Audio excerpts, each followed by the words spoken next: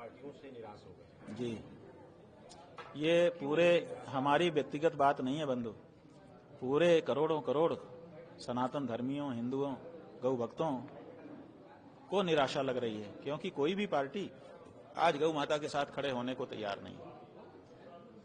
क्या करें हम? सिर्फ गाय के मुद्दे पर सारी राजनीतिक पार्टियों से मोह भंग हुआ है या और कोई कारण? भाई हमारा क्या मुद्दा है? हम हिंदू हैं, हमारे घर में जब रोटी बनती है तो पहली रोटी गाय की निकलती है, तो हमारा तो प्रायोरिटी गाय है। अब जब गाय के साथ ही नहीं खड़ा है तो बाकी पे हम क्या विचार करें? पहली जो हमारी बात है उसी पे कोई खड़ा हो, तब ना हम उससे दूसरी बात करें कि भाई तुम्हारे दूसरे गुण अवगुण दिखाओ। अभी तो पहले गुण अवगुण पर, पहले ही प्रश्न पर मामला खत्म हो गया। तो निराशाजनक के बाद आपका क्या स्टेप? हमारा स्टेप ये है, देखिए गिरीश जी, हमारा स्टेप ये है, हम ये चाहते हैं, अभी हम जो देख रहे हैं लंबे समय से, वो ये देख रहे हैं कि हिंदू हिंदू कहा तो जा रहा है, लेकिन असल में जो हिंदू हैं, जो हिंदू धर्म को जीवन में जीते हैं, उनकी बात उठाने वाला, उनका समर्थन करने वाला कोई नहीं है। और यही गाय का मसला उसका उदाहरण है। तो हिंदू हिंदू कहना अलग बात है, हिंदू सत्ता स्थापित कर लेना अलग बात है, और हिंदू हितों की रक्षा करना अलग बात है। तो हम ये चाहते हैं कि भारत में जो हिंदू रहता है, आज भी बहुतायत में वो सनातनी हिंदू है, धर्म को पालन करने वाला हिंदू है। ये राजनीतिक हिंदू तो कम है, ज्यादा से ज्यादा। देखिए भाजपा कहते हैं 10 करोड़, अमित शाह ने आप लोगों के सामने कहा था कि हम 10 करोड़ हो गए मिस कॉल चला करके, जब वो अध्यक्ष थे। उसके बाद जो लोग अध्यक्ष होकर के आए हैं वो तो केवल स्टैंप अध्यक्ष थे, तो उन्होंने तो कुछ बढ़ाया नहीं होगा। मान लो कि 2-4 करोड़ उन्होंने बढ़ा दिया तो 14 करोड़ हो गए होंगे। बाकी जो उनके आनुषंगिक संगठन है उनके करोड़ 2-2 करोड़ मान ले तो 20 से 25 करोड़ के बीच में खत्म हो जाते हैं। 80-90 करोड़ 100 करोड़ जो हिंदू है, 75 करोड़ कौन है वो हिंदू? तो कहना होगा कि वो सनातनी हिंदू है, लेकिन सनातनी राजनीति नहीं है, सनातनी नेता नहीं है, सनातनी नेतृत्व नहीं है, सनातनी पार्टी नहीं है। इसलिए इन 75 करोड़ हिंदुओं को भी मन मार के, आप देखिए यहाँ पे जो हिंदू पार्टी कही जाती है भाजपा, उसके द्वारा मंदिर तोड़े गए, ठीक है, लेकिन सनातनी हिंदू होने के नाते हम लोगों को अच्छा नहीं लगा। जो राजनीतिक हिंदू थे उनको तो कोई फर्क नहीं पड़ा। सनातनी हिंदू को पीड़ा होती है, लेकिन उसका नेता ना होने के कारण उसको चुप रह जाना पड़ता है। ऐसी परिस्थिति में हम ये चाहते हैं कि अब देश में सनातनी राजनीति का उदय होना चाहिए। सनातनी लोगों को राजनीति में अपनी धारा भी प्रकट करनी चाहिए कि हम सनातनी राजनीतिज्ञ हैं, और सनातनी राजनीतिज्ञ बनकर के वो सनातनी मानबिंदुओं की रक्षा के लिए और सनातन धर्मियों की आवाज को, उनकी पीड़ा को उठाने के लिए अब उनको भी आगे आना चाहिए। तो हम ये चाहते हैं कि जब हम सनातनी को वोट देंगे, ऐसा कहेंगे, तो सनातनी पार्टी कोई ना कोई जन्मेगी, कोई ना कोई आएगा, और उसको हम लोग अपने वोट से पुष्ट करेंगे ताकि वो भी सत्ता में जाए, और देश सनातनी है तो सनातनियों की सत्ता यहाँ स्थापित हो। देश में योगी सरकार आप कह रहे हैं कि जो लाइसेंसी होगा उस पर भी भाई हमने जो सुना था वो ये सुना था कि स्लाटर हाउस पे उन्होंने कोई प्रतिबंध नहीं लगाया। उन्होंने कहा कि जो अवैध बूचड़खाने हैं उनको हम बंद करेंगे, और फिर उन्होंने एक विंडो खोल दिया था, आप लोगों को पता है कि जिनके पास लाइसेंस नहीं है वो आइए अप्लाई करिए, तो अप्लाई कर दिया। तो जो अवैध थे उनको भी अवैध कर दिया उन्होंने। अवैध बूचड़खानों में गाय काटी जा रही है, अवैध में कहते हैं कि हमने रोक दिया। आप कह रहे हैं कि हम अवैध बूचड़खाने, भाई गाय काटना वैध हो सकता है? जिस देश में बहुसंख्यक हिंदू रहता है और बहुसंख्यक हिंदू कहता है ये हमारी माँ है, उसको काटना वैध कैसे हो सकता है? कैसे हमारी सरकार लाइसेंस दे सकती है गाय काटने का? वो वैध कैसे हो सकता है? यही तो सवाल है। और अगर सरकार होने के नाते वो कानून पास करके वैध बना देंगे तो हमारे पास वो अधिकार है कि हम उनको कानून बनाने लायक ना रखें। यही तो है, और क्या है? तो अब हम अपने मताधिकार का प्रयोग उसी रूप में करेंगे, ऐसे ही लोगों को भेजेंगे जो ये जाकर के वहां बैठ के ना करें, हमारी भावना के विरुद्ध कानून न बनाएं। यही तो बात है। हमने गाय जो अपने देशी नस्ल की गायें हैं, कई नस्ल है उनकी, तो उनको समेकित रूप से हमने रामा नाम दिया है। रामा का मतलब है राष्ट्र माता, राज्य माता, तो उसका संक्षिप्त रूप है रामा। राष्ट्र का या राज्य का रा और माता का माँ, वो रामा नाम से उनको हम रामा कहते हैं। इसका मतलब देश की पूरी वो मूल भारतीय नस्ल की गाय जो इसी देश में पैदा हुई है और जिसका वेदों में वर्णन है, वेद लक्षणा, जिसका गोमूत्र और गोमय पवित्र माना जाता है। तो हम उसकी रक्षा के लिए ये आंदोलन चला रहे हैं। वही हमारी गाय है। बाकी तो गाय जैसा दिखने वाला जो पशु विदेशों से यहाँ लाया गया है या संकरीकृत करा करके आगे बढ़ाया गया है, वो गवय है, वो गाय नहीं है। कितने लाख 2 से 3 करोड़ के बीच में हमारी शुद्ध देशी नस्ल की गाय अब देश में शायद होगी, और एक रामा धाम में हम 100 गायों को रखेंगे। इसलिए हम लोगों ने 3 लाख रामा धाम की कल्पना की है कि 3 करोड़ उसके अंदर आ ही जाएंगी। तो इसीलिए 3 लाख रामाधाम खोलने की योजना है, उनसे संकलित करेंगे। और जैसे हमने कहा कि हर विधानसभा में एक रामाधाम हम पहले पायलट प्रोजेक्ट के रूप में बना रहे हैं, तो उसी विधानसभा के लोगों से सहयोग लेकर के हम ये स्थापित करेंगे। दूसरे, हम ये भी सोच रहे हैं कि ये कंपनी बना दिया जाए और उसमें कुछ लोग पूंजी निवेश करें, जिससे भी ये रामाधाम बन जाए। तो दोनों तरीके हमारे पास हैं, हम देखेंगे कि कहाँ क्या हो सकता है, उसके आधार पर चलेंगे। पहले जो 4123 विधानसभाएं हैं देश में, उन हर एक विधानसभा में जन सहयोग से एक रामाधाम स्थापित करने के लिए हम निकल रहे हैं।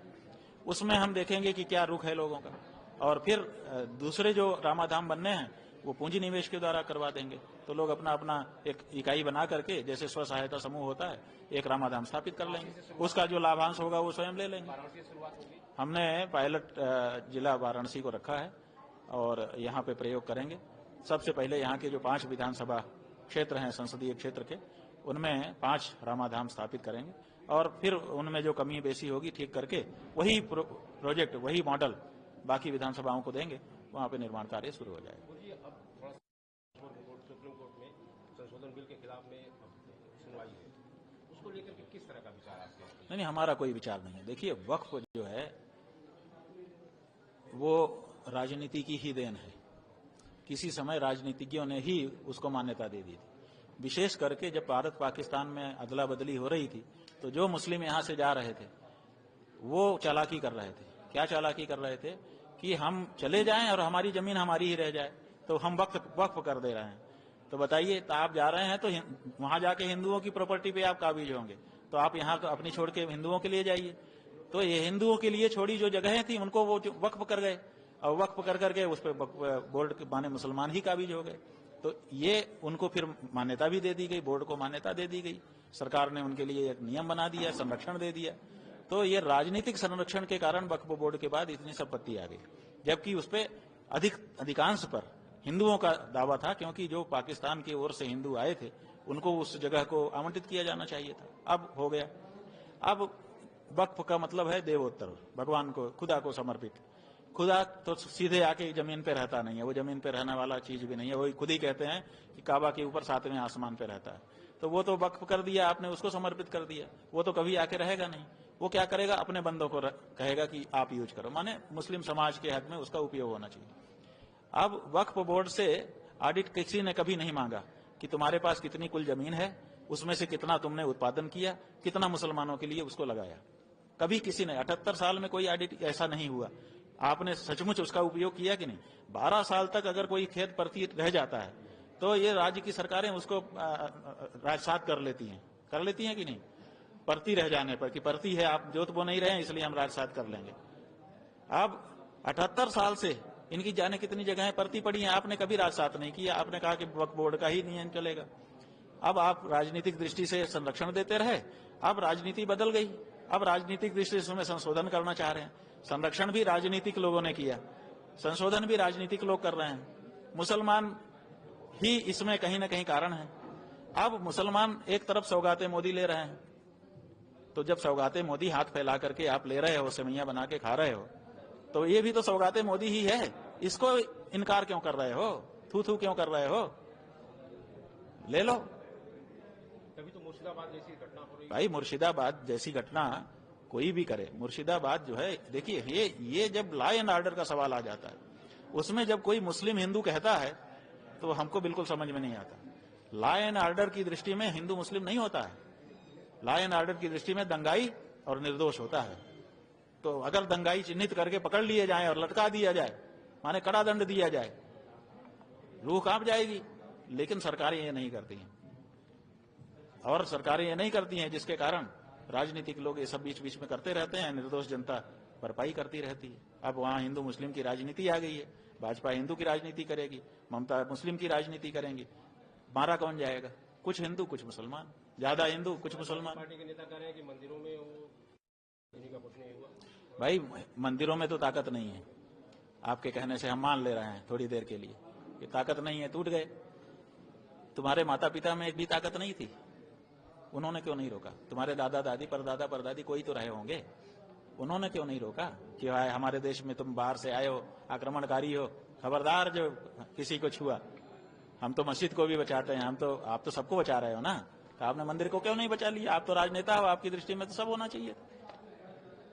तो अगर आप मंदिर में कह रहे हो कि शक्ति नहीं है, तो मानना पड़ेगा कि आप परदादा परदादी में भी शक्ति नहीं थी, परनाना परनानी में भी शक्ति नहीं थी।